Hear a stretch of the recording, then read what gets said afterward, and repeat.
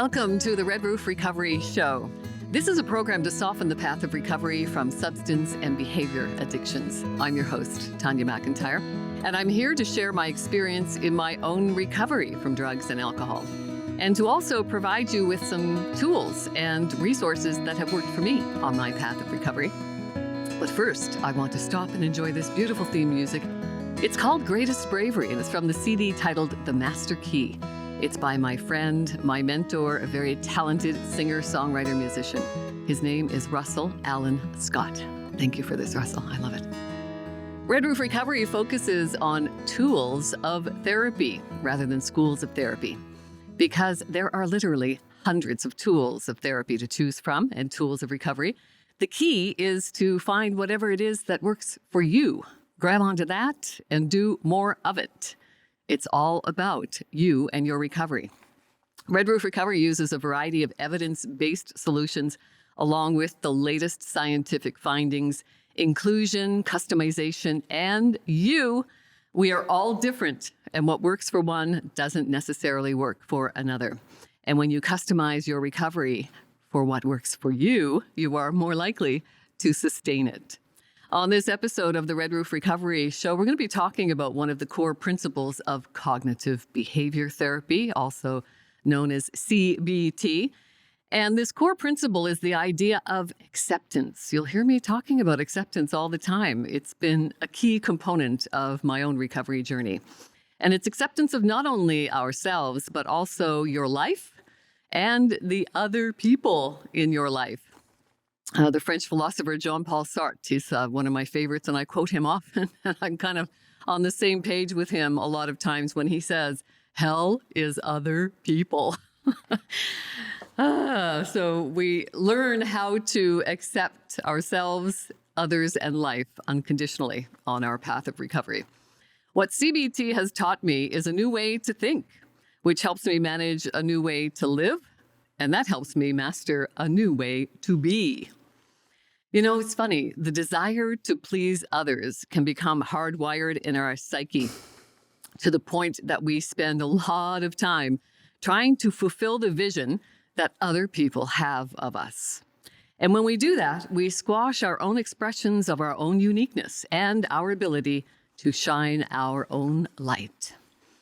I wish I had said that profound statement from my own mind, but that statement came from one of my favorite people. Her name is Tammy Bannon. She's a master life coach. She's an expert in NLP, neuro-linguistic programming. And I'm grateful to have Tammy as a regular guest here on the Red Roof Recovery Show. Welcome, Tammy Bannon. Thanks, Tanya. As you read that, I don't remember saying it, but it touched me just then as you read it again, and it's so true. And I'm here today, making a self-proclamation of self-acceptance by showing up without makeup. My hair needs a good coloring. Accepting that I've gained weight based on my immobility because I broke my leg, and feeling weak. I carry with me my own self-loathing and guilt and shame. And I decided today I would show up exposing all of that to everyone in hopes that it might give someone the courage to just be who they are without the social constructs. You know, we talked about dress codes and how everybody's supposed to behave in a certain way. And I came to this realization that who I am is not the shell that my spirit has borrowed for this time on earth. Who I am shines from inside me. And this shell that I carry around with me is nothing more than a vessel. So with my gray hair and my disappearing eyebrows and my constantly growing pores on my face and how much more every day I look like my mother, I'm here to accept myself with what I hope will be grace. And when I leave, I'll carry with me that I had the courage to do it. So yeah, it's a big thing. Oh, thank you so much for that, Tammy. And it is a great deal of courage. I certainly didn't have the courage to come here.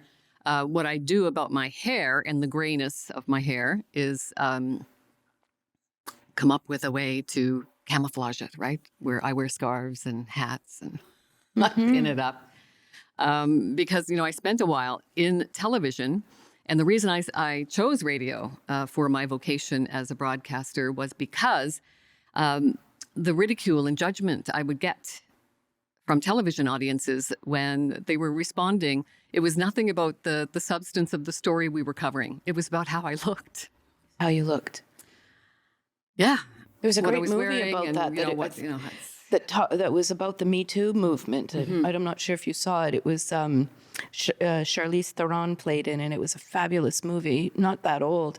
And that was how they chose people to represent the news, was how they showed up. And it literally had almost nothing to do with their skill, but how they would appear on camera. And we've just gone so far away from our humanity, and we've been so taught to be what other people expect of us, to show up the way that will allow them to accept us better.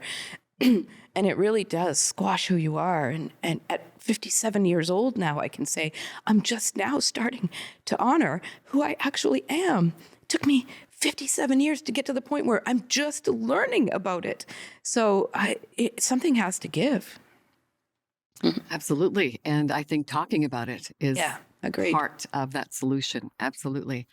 So, I like to talk about my nephew a lot when I'm talking about cognitive behavior therapy and the influence that mainstream messages have on our psyche from a very young age. So my nephew Tyler has Williams syndrome. So that's a neurodevelopmental disorder that affects him mentally and physically. Not so much physically, except, kidney and heart problems, and the facial characteristics are the same. So if you get, not unlike Down syndrome, if you get a bunch of them in a room together, they look similar, right? They look like they're related, brothers and sisters, because they have very distinct characteristics, facial appearance that looks similar. And Williams syndrome kids look the same. Well, he's a young adult now, he's 32. However, mentally, he is 5, and he's my perpetual 5-year-old. He will never get beyond that with his mental capabilities. And it's heartbreaking sometimes to watch how he struggles in social settings to make a connection. And he loves watching YouTube. And as you know, if you don't pay the premium for YouTube now, you have to sit through the ads. And more often than not, you used to be able to click and skip them, but more often than not, now you have to sit through the 15 or 30-second commercial. So he got an iPad for Christmas one year, and we set the timer and said, okay, Tyler, 1 hour, and then back to the living room, and that's it. That's your digital allowance for the day. 1 hour, he comes back to the living room to announce that he has to lose weight and remove all the hair from his chest. After 1 hour. 1 hour being subjected to 15-second messages from mainstream media, messages telling us that we're never good enough, we're never slim enough, we're never rich enough, we're never smart enough, we're never hairless enough. Unless you're bald, then you need more hair. And it's funny that you bring that story up, because it reminds me of when my son, who now also is the same age as your nephew, when my son was young, I was adamant about not exposing him to violent television. And so we were allowed to watch Mr. Rogers and gentle shows, as I liked to call them, but shows that his peers might be watching, like Batman and Spider-Man and the Power Rangers at that time, were not allowed in our house. And he befriended a kid in our apartment building that we were living in at the time, the same age as him. And of course, that boy watched all those shows. And so now the peer pressure entered into that decision. And I'll never forget the day that I let him watch. It was Batman, I believe, Batman. And so he and his little friend Stephen were sitting on the couch watching Batman. Now, Stephen had watched it probably 1,000 times, but my son had never seen it before. And literally, as he's watching the show, and those, in the cartoon animations, it would be bam or pow or smash, although in 1994, I guess it wasn't the bam or pow, but they were the smashes. And my son would literally be like energetically, physically moved by what had happened. And you could see him reacting like to it. And his friend didn't move an inch, not a flinch, didn't feel a thing. So we're desensitizing our children to violence and abhorrent behavior and teaching them that it's okay to do those things. So not only are we teaching you shame and guilt that you're not good enough, that you're not pretty enough, tall enough, smart enough, whatever it is, but also now you have to be not sensitive to all the violence that happens around you. It is social conditioning at its very best, masked in marketing and pleasing our children. And of course, parents being so overwhelmed with the responsibilities of parenting, having a career, yada, I could go on and on. It's a babysitter at sometimes too. So, man, we've just come again so far away from our own humanity. Yeah. Wow. Sorry.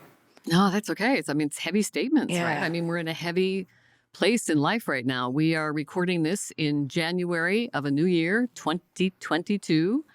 And, heading into 3 years of this pandemic now is taking a toll on everyone. We're seeing suicide rates have tripled and addiction rates along with them. So, that addictions, that's been recognized as an epidemic for decades. But yet the dialogue is not increasing around it. The resources don't increase around it.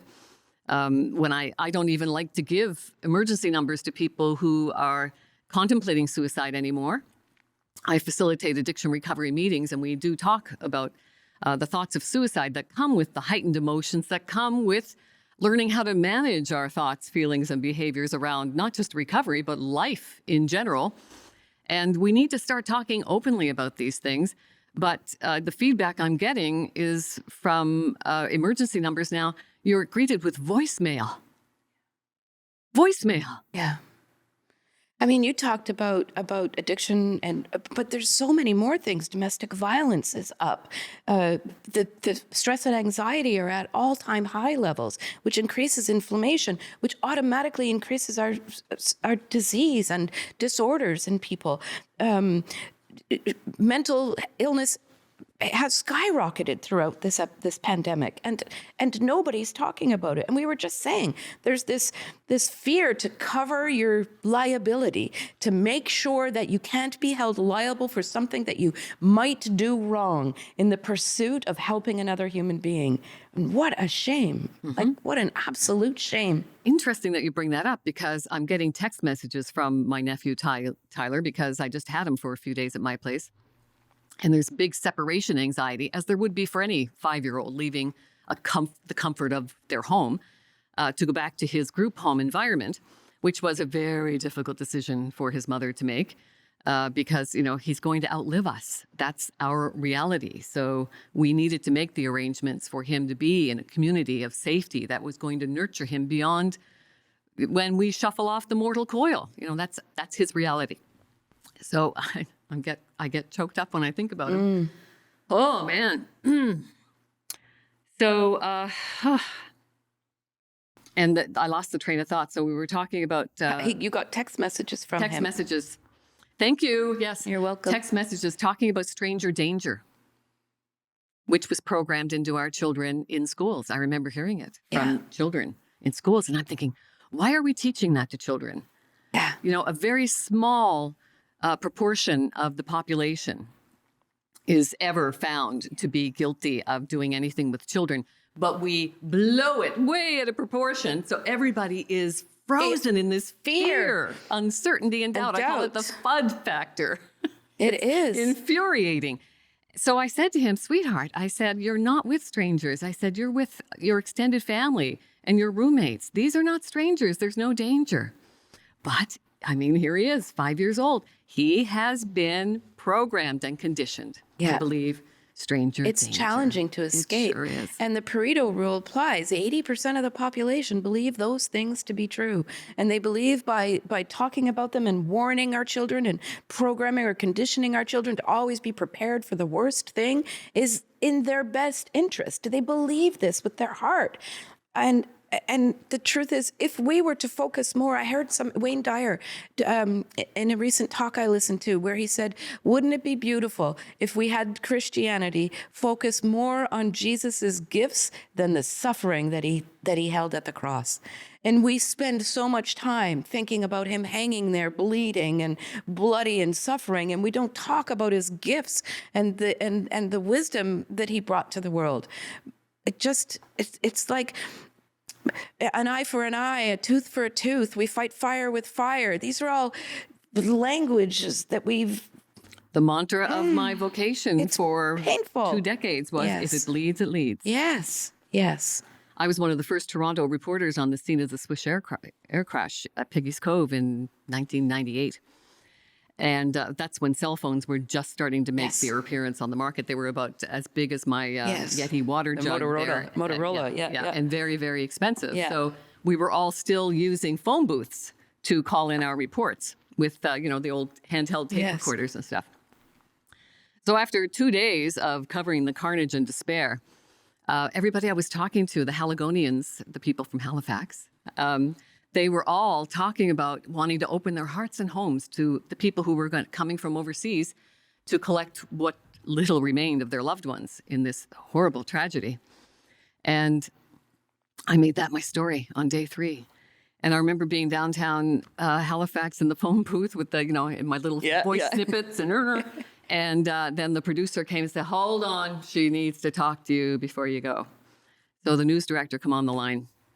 And I don't know why I expected more from a woman in that position, but hey, there we go. Another social construct. Yes. Another social construct. Yes.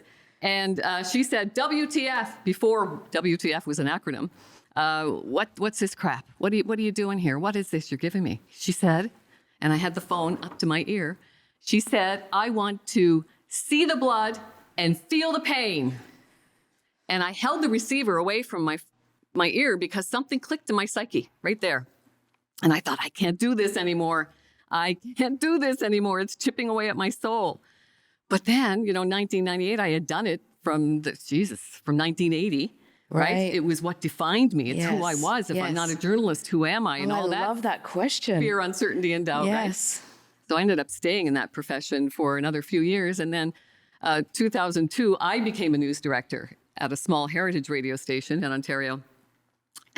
When CNN and all the other networks of the world were broadcasting shock and awe over the illegal invasion of Iraq, the Iraq War with the Bush administration at that time, I led what the local Red Cross was doing on a humanitarian level to help all the innocent people who were getting their homes and businesses illegally bombed by Americans and their allies in this illegal war. And after my 6 o'clock news, my boss called me and said, where's our war coverage? And I said, there's all kinds of it on every other network in the world. And I said, I thought our slogan was, where local news comes first. And I'm giving you local news, what we're doing on a humanitarian level with our Canadian Red Cross. And he said, you better start looking for another job. I said, yeah, I agree. I totally agree. You touched on a really interesting topic that I'd love to step a little bit deeper into, where you said, who am I? Who am I if I'm not the journalist, if I'm not what I do? And I this question has been encapsulating my focus for a little bit now. and let's ask that question, who am I? I could say to you, I was, or at least experienced a time where I was a successful realtor. The real estate market's a little bit scarce right now with by the way, 52 listings this week. Wow. So if I were not a mother and had not have had a child, who would I be then? So when we ask ourselves the question, who am I? We'll find the answers to be, I'm a sister, I'm a mother, I'm a daughter, I'm a journalist, I'm a realtor, I'm a coach, I'm a wife or a husband, yes? If we were to remove those labels, does that mean then that you now no longer can be you? Or then who is the you that's left if those things never came to fruition? So if I'm not a realtor, does that mean that I'm suddenly not me? Who am I? And that's why at the beginning of this, when we first started talking, I am not the shell that my soul in essence has borrowed. I am not this body. I am not this world. I am the light that lives inside me that we are mostly conditioned out of. I didn't want my son to watch those violent shows. It taught him to be something different. It taught him to feel without his own authenticity. It taught him that he should be the expectation of those around him, that he somehow had to prove his worth by becoming something more than perhaps his authentic self should show. And why are we not teaching that to our children? How did we get so far away from this lesson? And how many people are walking around right now not knowing the answer to that very basic question, who am I? Who am I? Dr. Walter Matwichuk, who's been a guest on the show, he made a very good point around that question, because I asked him, do you encourage people to define who am I? And he said, absolutely not. He said, you are Tanya MacIntyre. I am Walter Matwichuk. That's it. That's it. So I just want to read this from him quickly. We've got just about over 8 minutes, but I think this is pretty profound. And I just want to share it with you on acceptance. To accept something is to, 1, acknowledge that it exists. 2, acknowledge that all conditions are in place for it to exist.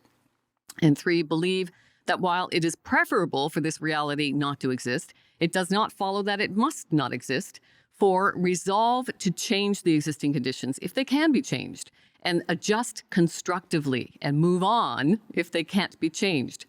So the unconditional self-acceptance manifesto here is, I do not have intrinsic worth or worthlessness, but merely aliveness.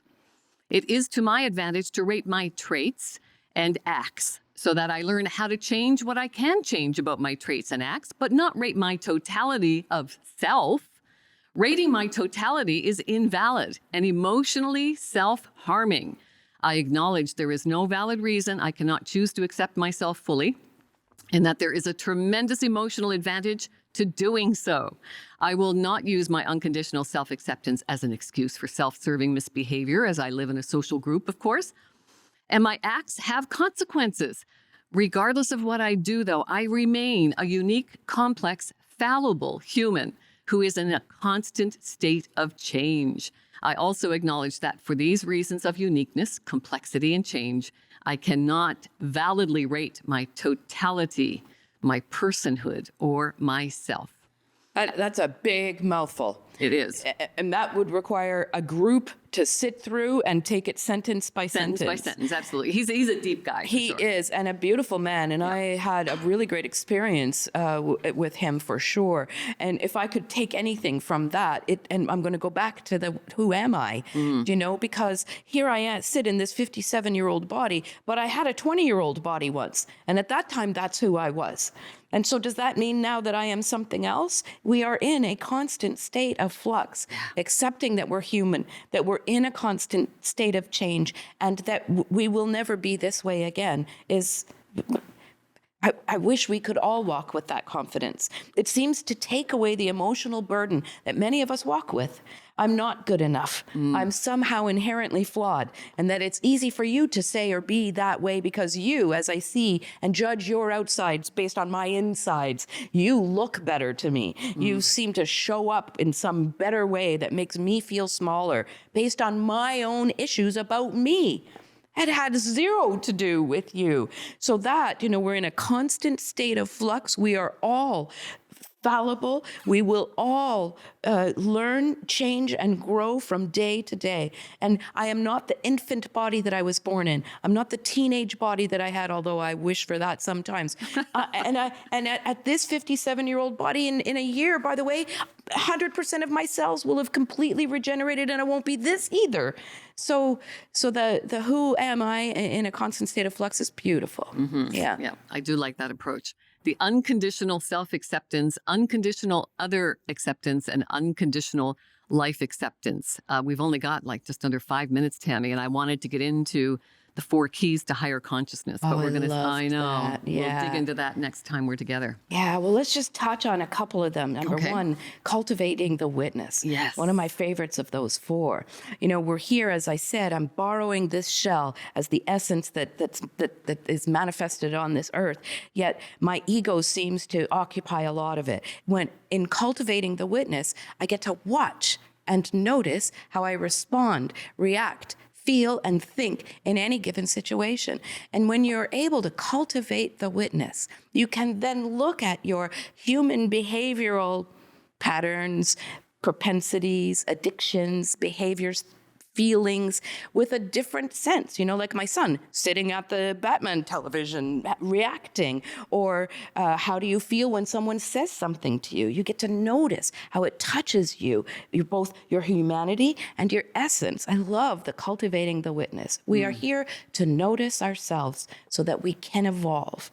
And the other one, taming the ego. Oh my gosh. Yeah, man. where do we even begin? It's so tough. It's huge. We're just such an egocentric society that I want to look good and be right. And most of us, that's all we really want. I want to be accepted, look good, and be right. That's it. And we're always comparing ourselves to images that are not attainable, right? And we've got this whole celebrity culture that just kind of fuels everything. Completely unattainable. Jim Carrey does a beautiful video on that where he says, I wish everybody could become a millionaire so they'd recognize that it doesn't do all the things you think it does.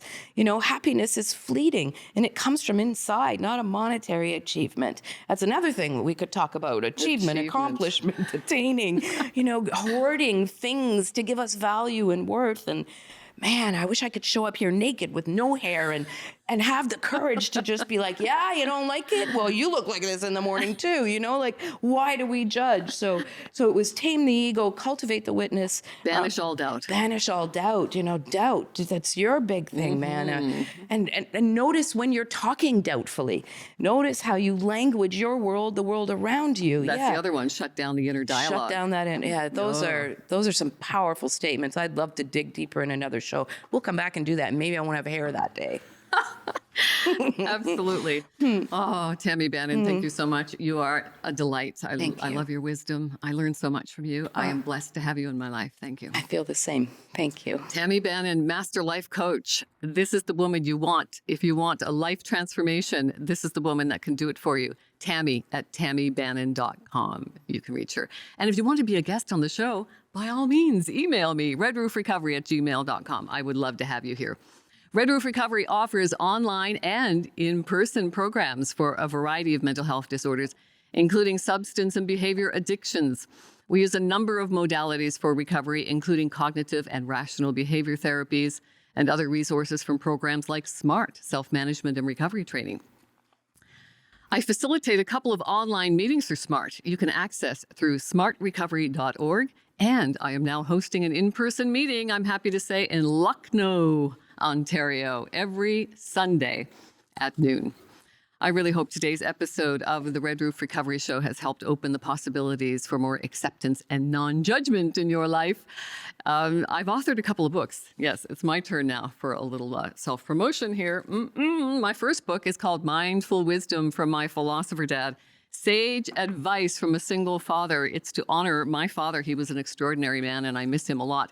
And then the other one is Daily Wisdom from My Philosopher Dad. I set this one up as a journal so you can contemplate the inspirational message every day. And I hope you will actually write down your intentions for the day.